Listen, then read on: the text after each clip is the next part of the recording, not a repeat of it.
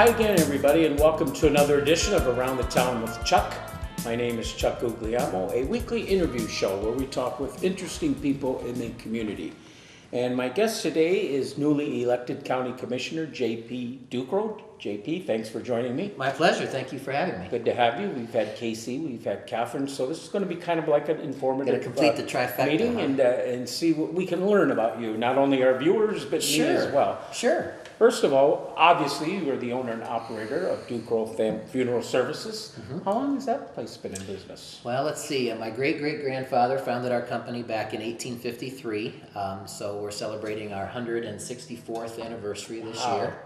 I'm a fifth-generation funeral director, but the fourth John Peter. My grandfather was a John Truman, so they sort of skipped a generation there for some reason with the namesake, but a lot of people think because I'm the fourth that it's the fourth generation, but I'm actually the fifth generation. But we have 3 locations in Ashtabula County, and also operate Greenlawn Memory Gardens, and we have a pet crematory and a active limousine service. So we wear a lot of hats. I guess. What I would have to think the toughest job for that would be dealing with the grieving family. Is that what you find? Certainly, very much so. I think a lot of times people have a perception that funeral service is all about dealing with people that have died, and that's really a very small portion of what we do. So certainly, dealing with their families and trying to help them heal and get through that process. Certainly, I would say that one of the toughest things is dealing with people who've lost an infant or a child or a young person that's they've lost tragically. If we had to do that every day, I think a lot of people probably wouldn't be able to be in our profession. I know I certainly probably couldn't do that if that was what our agenda was every day. So fortunately, it's relatively rare. Mm-hmm. Now, do you go to the grieving family's house, or do they come to the parlor for arrangements? Their preference. We always offer to come to the house if they would like to, but we find more people come into the funeral home to make arrangements. I think there's probably less distractions there. A lot of times once people hear what's happened, the phone's ringing off the hook and people are stopping by, and sometimes it's just hard to concentrate and make decisions. But certainly if a family is uncomfortable coming out of the house, or they would feel more comfortable in their own surroundings, we are more than welcome to accommodate them and come to the house. Mm-hmm. JP, let's get into your educational background now. Tell us about your high school, your college, and that kind of stuff. I graduated from Ashtabula High School in 1988. The Panthers? Yes, go Panthers. My school has disappeared. I had to watch it come down brick by brick, which was kind of tough. Had to be sad. Yeah, it was sad. I enjoyed my years at Ashtabula High School. Still, probably my very closest friends are my high school friends, and I grew up a half a block down the street from the high school, and my current home next to our other funeral home was on the back side of the high school. So, going back and forth between places on a daily basis, I got to watch that happen, which was a little nostalgic. But after I finished at Ashtabula High School, I went to Miami University of Ohio and graduated there with a degree in psychology. And after that, I came back to Ashtabula and took a couple business classes at Kent, Ashtabula, and was looking to maybe go and get my maybe an MBA, and didn't really know why or for sure what I wanted to do. And my dad suggested, well, if I wasn't taking more classes with any specific purpose in mind, maybe I would want to consider mortuary school just to have my license as a more of a precautionary thing, just to make sure. I'm an only child, so I've certainly seen many people lose their parents much younger than mine when I was at the point of making that decision. And I didn't want to ever leave my family in a position where they didn't have help if they needed it. I always wanted to be able to help, and I had a tremendous amount of respect for our history and our company, even though I wasn't really interested in funeral service at the time. But once I finished mortuary school and I came back and started working with my family, I got a job as a cross-country, or as an assistant track coach for Ashtabula High School. They needed somebody that had some background in distance running, and so you got some sports in you. Yeah. That's good. ran track and cross country for 4 years, and then I coached. I got the assistant position at Ashtabula, and just at that time, Ed Best, who was a renowned cross country coach for Edgewood High School, retired. and the coach at Ashtabula at that time took his position, Steve Hill. And so that opened a cross-country position, and I applied and was awarded the head cross-country coach for Ashtabula. And I served in that position for 10 years. And really, I probably stayed in funeral service working with my family because I enjoyed coaching so much, because I knew I'd be hard-pressed to find a job that would give me the flexibility to go and coach every day. And after doing that for 10 years, I became more and more ingrained in our company and family business, and I really liked what I was doing there also. It worked out real well. I look back at those days now, I think, how did I ever have the time to do that? But it was a lot of fun. Well, I look at what I got here, and there's a lot of things that you're involved in or were involved in. You were former chairman of the Ashtabula Area Chamber of Commerce. Talk a little bit about that. Sure. One of the first things that two things that I did right after I finished school and came back. One was my father, as a birthday present, my 22nd birthday present, got me a life membership to the Elks. He was a longtime officer in the Elks.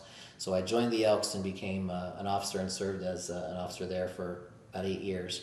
But I also joined the board at the Chamber of Commerce. And that was just a great experience for me. I learned a lot about business there, budgeting, and just really enjoyed my time on the board and the service that we provided to the community. And that was I had a lot of great people that I worked with. So I served on the board for a number of years and served 1 year as a chairman. And my grandfather had done that as well, and nice to be able to carry on that tradition. You mentioned budgeting, of course. Budgeting and county commissioners seems to go together, doesn't it? Yeah, we've spent a lot of time the first quarter of the year on budget issues. So you were also a member of the Ashtabula Area City Schools Business Advisory Council. Talk a little bit about that. Sure. I was asked to be on that board or on that committee. Enjoyed that. I spent about 2 years there. It just interesting. They were really at a point of trying to do more sort of community outreach with the business community to try to get input on what more things they could do, within the schools to, I think, connect more with business in the community. Kind of more things happened with that board, I think, after I left it, but then they started to do a little bit more with, some of the mentorship tying together with some things with Growth Partnership, and I'm not sure what's happening there now, but it was about 2 years that I served on the committee, and again, great people, and I've always tried to stay in touch with the school district, not only through my coaching, but also just having an interest in our education within our community. So you enjoyed your stay there? Absolutely, absolutely. Mm-hmm. You mentioned you were a track coach, of course, funeral director. You also were on Ashtabula City Council. Yes, sir. As City Council President. Yes, I served. I was elected I was elected to my second term, and then served a year before I was elected as a county commissioner. So about 5 years. So you always had an interest in the political life, to say? No, I really didn't. Really? I think it was kind of the mantra that business and politics don't mix for many, many years. My father was never involved in politics at all. No one I had a cousin that was, but no one directly in our family business. I just became kind of frustrated at what was happening, or maybe what wasn't happening in Ashtabula. Mm-hmm. And after we started to have a family. I've got 3 daughters, so I've got an 11-year-old, a 9-year-old, and a 6-year-old. And shortly after they were born, I really said I don't want it to be an easy decision for them to leave, as it has been with so many of our young people in the county. And I know it's not going to happen overnight. So I was selfishly motivated to want Ashtabula to be a better place, so hopefully they'd have more reason to stay.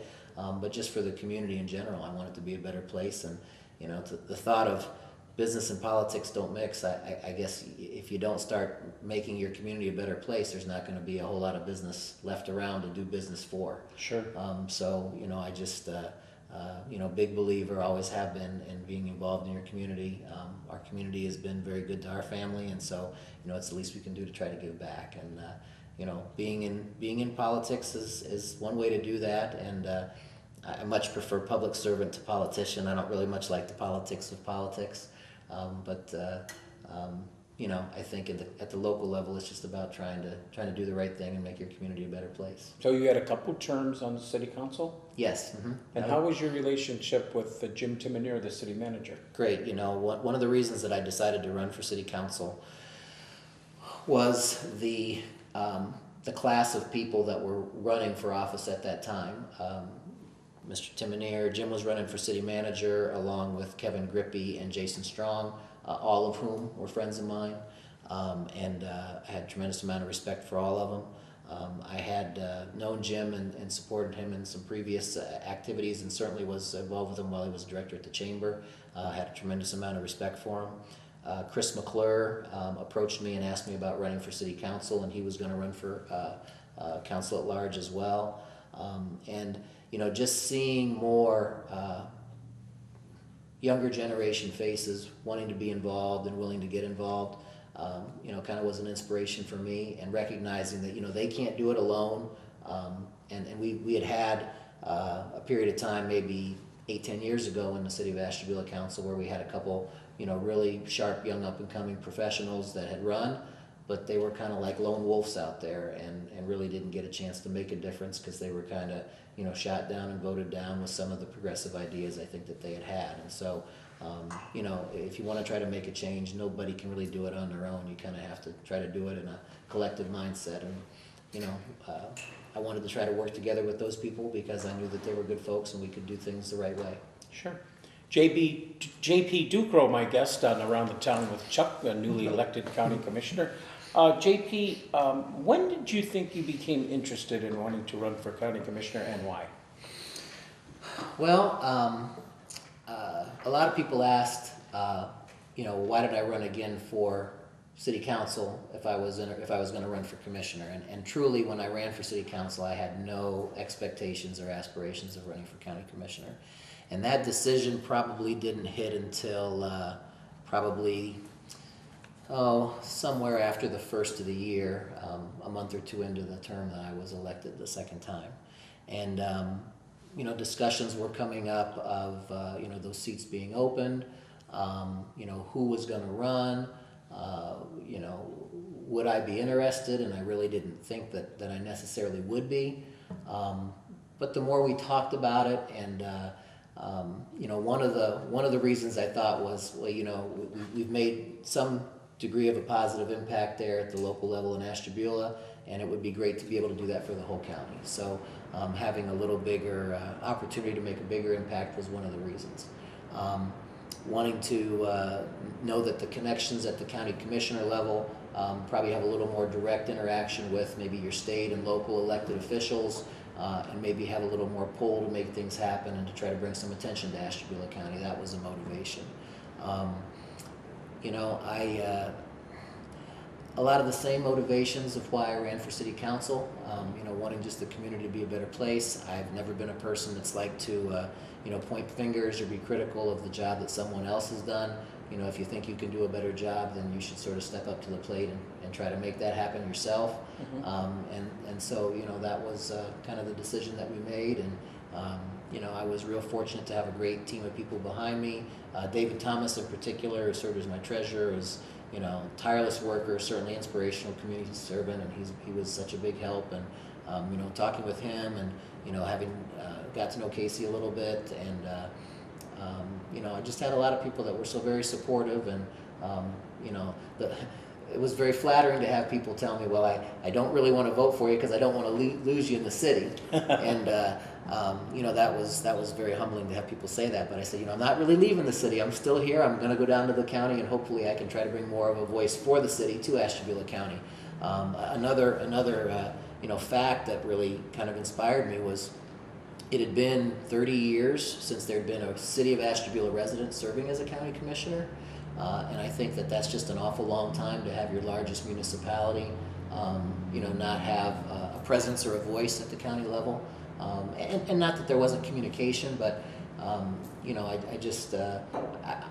a believer that as so goes the city of Ashtabula, so will go the county. It's going to be awful hard for the county and all of the communities in the county to truly be successful if the city of Ashtabula continues to remain, stagnant or can't turn the corner. Mm-hmm. And so, I didn't want to create the impression of not, of being Ashtabula-centric and neglecting other communities, but certainly I wanted the city of Ashtabula to know that they had a voice and a presence that would, be there trying to lift them up, and a rising tide lifts all boats. So. What do you consider the most important part of the job as a county commissioner is?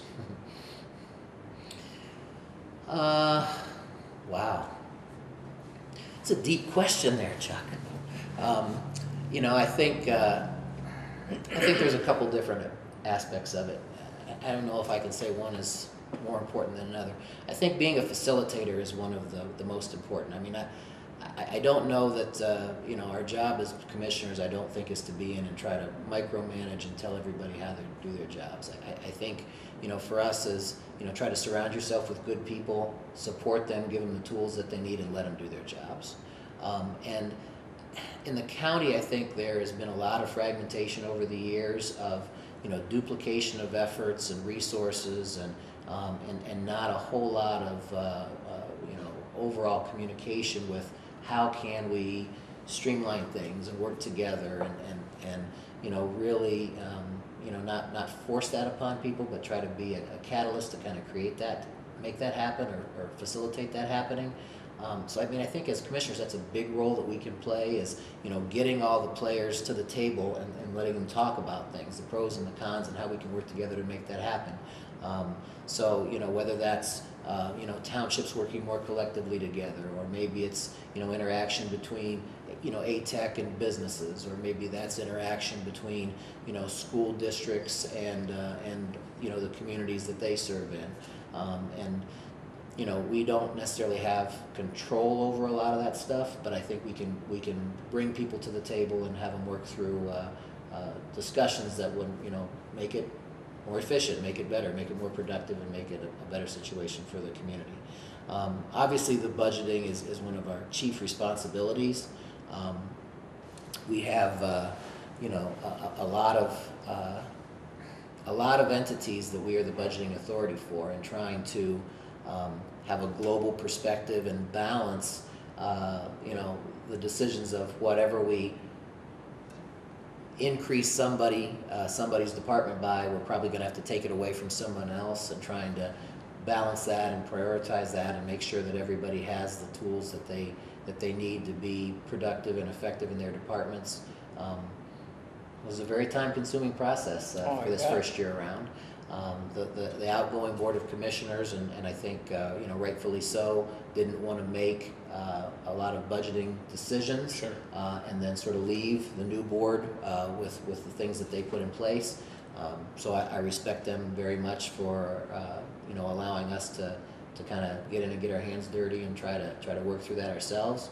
But it was a challenge to walk in the first couple weeks in office and find that we've got $2.8 million more in requests for funds than we have in actual predicted revenue. So we had a lot of tough discussions on how can we make this thing happen and be fiscally responsible and as conservative as we can, but also keep everybody working and not hamper any departments from their ability to do their jobs. So the budget of $23.2 million, how does that affect the adult probation and the juvenile courts? Well, the juvenile court did get an increase in their budget from last year. I know that we authorized the increased expenditure and the payroll so that the judge could hire an additional magistrate. His caseload has increased significantly with this opiate crisis that we're facing, as they're having a lot of emergency hearings for child placement, and it's an epidemic that's affecting so many aspects of our legal system and certainly our law enforcement system. But in Judge Camplese's case, certainly he needed the additional staffing over there to help accommodate that caseload. Mm-hmm. How about the election boards as far as the budget goes? Did that get affected at all? The election board did have a decrease in appropriations from last year, but last year being a presidential election, we would expect it to be larger. Mm-hmm. They have already reached out to say that they believe that after the primary this year, they're going to need an additional appropriation. And we're not going to do anything to hinder the election process in the county. Make sure that we have fair and proper resources to make sure that the elections happen. But We are going to watch the budget closely, certainly for them, and hopefully, that they will need not as much of an appropriation as they originally requested at the beginning of the year. So, One of the biggest things, JP, in anything we do in life is communication. How is communication, would you say, with the cities and the village and the townships versus the county? How's that communication go? Well, I think one of the things that we have really tried to do as a board is increase the transparency of what happens, at least at the county government level. We have committed to holding one meeting a month out within the townships and communities, so that we kind of take a little road trip at least once a month to kind of get into the community. One of the things that I heard on several occasions was, well, your business meetings are always during the day, and we work, and we can never be a part of government and the county process because it's your business is conducted, in afternoon meetings, daytime meetings.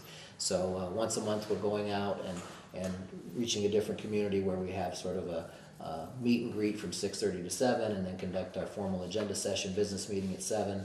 And then, if there's further questions people have, we open it up to them, and we just want to kind of get out and connect a little bit closer right within the communities. Having our we've instituted a newsletter that's coming out on a monthly basis with a lot of the things that are happening at the county level, and trying to keep people informed and educated that way. I regularly attend the Asheville Township Association meetings that happen on a monthly basis for all the township trustees, and that's an opportunity for us to interact with them directly. Talk about things that we may have going on, or let them know they can approach us with questions or things we can take back to the board collectively. I think I've attended several city council meetings in the city of Ashtabula. Try to go back and keep them in the loop regularly, and a couple committee meetings. We had a real great meeting the other day with the Economic Development, Planning and Community Development, Economic Development, Parks and Recreation Committee for the city, and the Building Department for the county, to talk about ways that we could put together a informational packet when people want to open up a business or start a business, and how we can make it easier for them to know all the departments that they have to talk to, and the checklist of things that they have to do, who they need to see, and try to make that a little easier for them. That was one of the big things that we heard as we were out, campaigning and talking to people, is trying to make the county more business friendly, and making it easier for people to open up a business, and to have that start, that process be quicker. And we've tried to take some steps in the building department to make that happen with, changing up some vendors and do plan reviews, trying to, start to implement an electronic plan review process. Todd Nagy's done a great job down there with trying to make those changes to, hopefully get that up to par, that we can be more business friendly.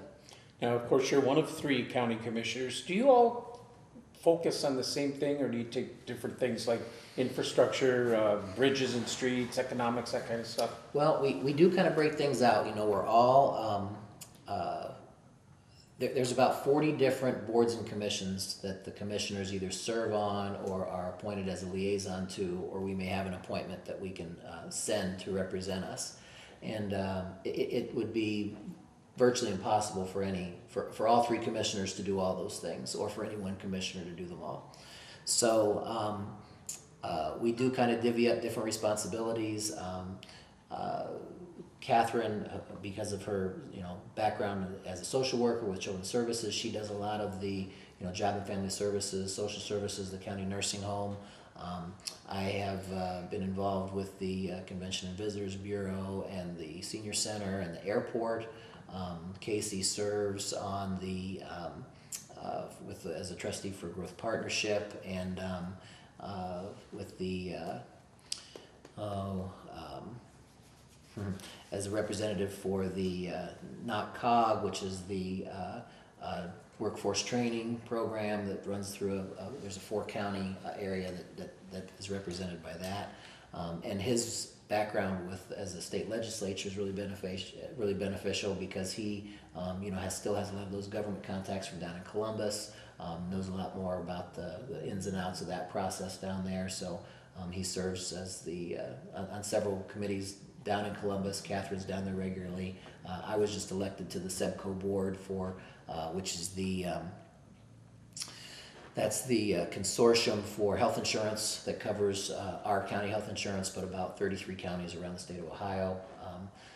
So, we all kind of take a little different interests, and then I'll try to come back and report on a weekly basis as to what we're up to and what's happening in our respective committees and boards that we serve on. And what are you now? You're about 4 months in? Yes. 4 months in. What have you and Catherine learned just from Casey? First of all, I think Casey does a great job at being very diplomatic, and he's just been a real wealth of knowledge. Even though he's only been serving 2 years, he's our senior commissioner, and so we rely on him a lot for a little bit of background and history as far as what's been taking place over the last couple of years. I just think he has a lot of great insight. I also believe his experience, like I said, down at the state legislature is really beneficial to kind of let us know timing of things and processes and sort of how things get done, and maybe what the best approach is, especially if you're reaching out to your state legislators, because truly I guess I never really understood how much the decisions that are made at the state level really impact county government. Almost every decision that's happening down there in Columbus seems to somehow trickle down in some way, shape, or form to a budget cut or an impact at the local level as far as the service that we can provide. So it's really important to stay on top of that, and I've found our County Commissioners Association in Ohio to be an invaluable tool as far as keeping us posted and up to speed, and this is something that's going to affect you, this is how it's going to affect you. You want to get out and write a letter to your legislator, or reach out and make a phone call, because those are going to be things that are coming down the pipeline. Reductions in indigent defense compensation, the managed Medicare sales tax, which is we're facing a cut of $1.2 million, I think. I guess it's $1.6 million over the next year and 4 months. When September rolls around, I mean, those are going to have significant implications on how we do business at the county if they're not corrected.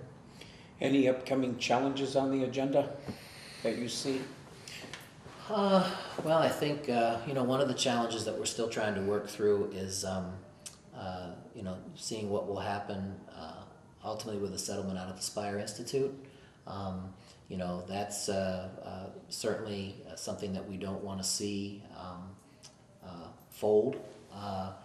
There's a lot of moving parts to that, and we've tried to let the school board sort of take the lead, since they're the ones most impacted by the back taxes that are owed out there by Spire, and hopefully we can help them facilitate a reasonable and agreeable settlement that everybody feels is fair, and will allow that entity to be able to have a future moving forward and continue to be a draw for the community and somewhat of an economic driver.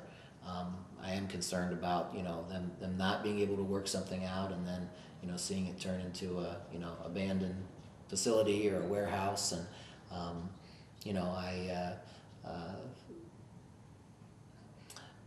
that would be a hard hurdle to overcome if it was to shutter its doors in the community. Now, that being said, they certainly need to be live up to their responsibilities as an entity, and be a part of our tax base and that sort of thing. But there's got to be a situation there that can be a settlement that everybody can live with, and allow us to move forward and focus on the future instead of worrying about the past. JP, any updates for us on the county airport? Absolutely. The big project going on out there. If you haven't, nobody's been past there, they really should drive by out on Brown Road and see what's being done. They've got they're in the process of a $7.4 million expansion of the runway. It will become jet capable, and my hope is really this will be something that could be a catalyst for economic development into the future. We were the third largest grant received from the FAA for airport construction and infrastructure improvements in the state of Ohio. So Cuyahoga County was one of them, which obviously is a major airport. And so, we were pretty fortunate to be able to see that kind of federal dollars come down to our little community. And hopefully it'll make a big difference. We got a wonderful board out there. They've been very, proactive in trying to, make improvements and do things the right way out there. And, it's going to be exciting to see if that can, make a difference and maybe be an economic driver for the future. I feel like I know a lot more about you now in just this little half-hour interview, so I really appreciate you taking the time. Thank you for to come inviting on me. the show. It was an honor. And good luck. Well, I appreciate it. I'll be happy to come back anytime. And we will have you come back again. Okay. JP Ducro, newly elected county commissioner, my guest today on Around the Town with Chuck.